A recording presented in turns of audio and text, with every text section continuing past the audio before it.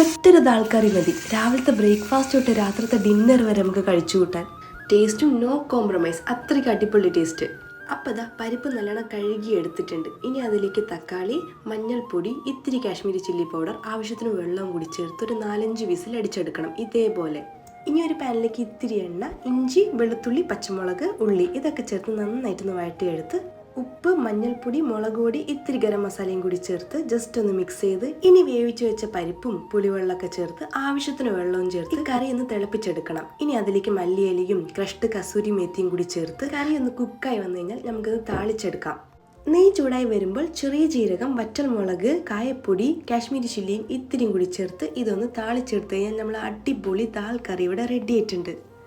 അപ്പം ഇന്നത്തെ എൻ്റെ ഉച്ചയൂൺ ഇവിടെ റെഡി ആയിട്ടുണ്ട്. നല്ല ചൂട് ചോറും ഈ ദാൽ കറിയും ഒരു മുട്ട ഓംലെറ്റും പിന്നെ ഒരു കൂട്ടാനും. ഇനിയിപ്പോൾ കഴിച്ചാൽ മാത്രം മതി.